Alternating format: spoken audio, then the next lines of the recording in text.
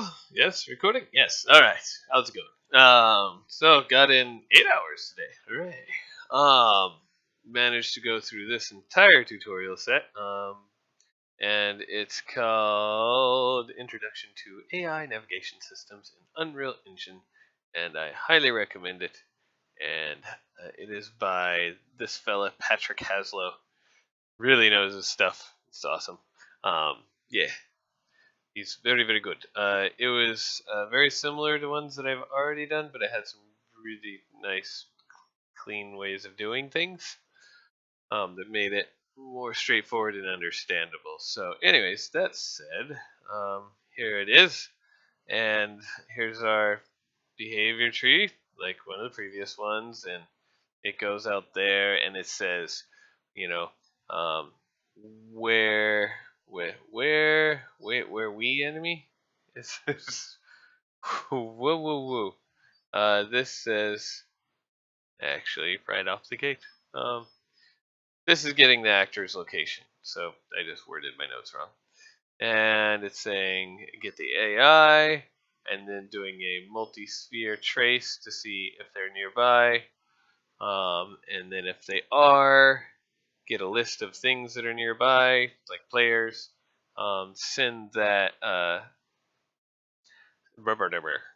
send that list of things that are nearby to here, and then try to see the difference in range from the AI to the player. And then if one is in range, then go ahead and well, if one is not in range, then just it says screw it and jumps out. And if one is in range, then go ahead and no. If one isn't in range, or if, sorry, blah, blah. If one is in range, then set it to go follow it, and if one isn't in range, then start doing a line trace to look for it, and then start wandering around to go find a possible target. And then in the blackboard, where is it?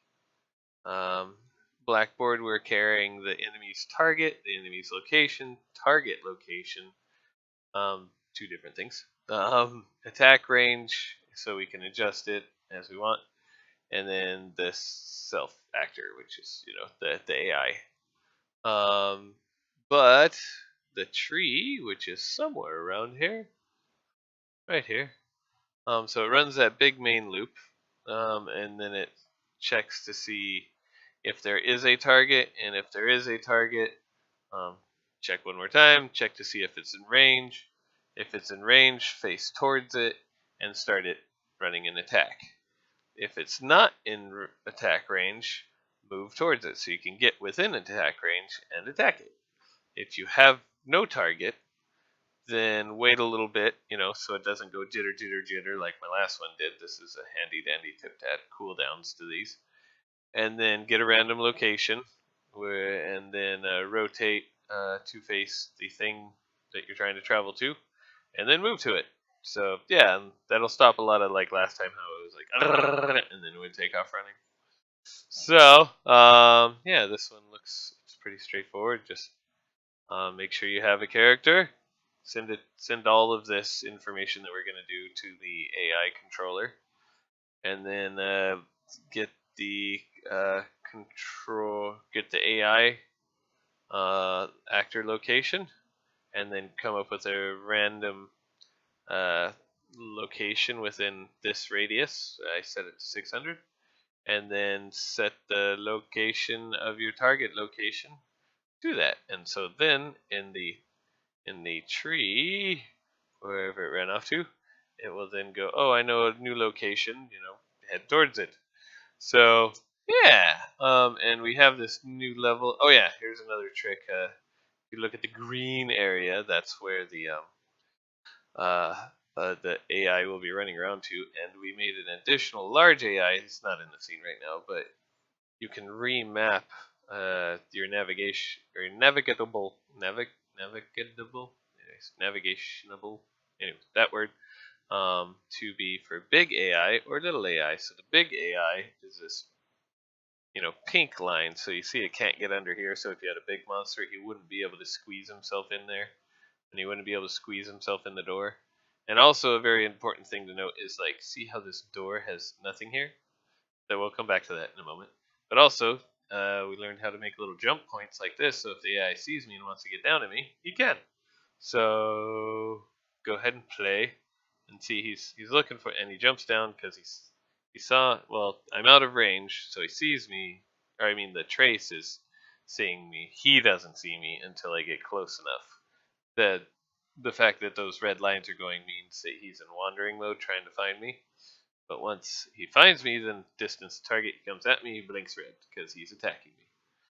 He goes brr, and yeah. And so, anyways, if I lure him up here, hopefully he doesn't get stuck. Sometimes he gets stuck. I'll lure him up here, and I'll jump on down, and then I'll make sure I'm within range.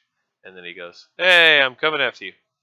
So, a thing to note is, let's see, if I say show navigation, see we can see it, and then see over here, he wouldn't normally be able to go through that because the navigation area stops there. But because in the settings I set the navigation area to be dynamic, so that means when I say, I didn't put a button for opening these doors because the tutorial didn't tell me to, but see how it's rebuilding it as it goes. And I can even close them and see it rebuilds it as it goes. But yeah, so because it rebuilds it, that way, when I run through, the AI will be able to chase me. I think I can do this. Let's see. Moving sliding doors, closes it. So if I wait like right here, and then go move sliding doors, and I run through myself, he can't. Okay, he can. Anyways, it updates it live enough. So, and then yeah, when I run out of range, he starts going into his wandering mode. Yeah, so quite a few little hints picked up. That was rather cool. And I am officially done with AI tutorials, so that's yay, yay. So that's one more off the list, and then up next is to morph targets and um, morph targets. Possibly, I think. Perhaps we'll do that next. Yeah, it's getting there. Definitely getting there. Got a lot done. So yes, hope everybody enjoys what's left of their Saturday. I'll do more tomorrow. And yeah, shall see soon. Yeah, peace. As soon as I figure out how to stop it.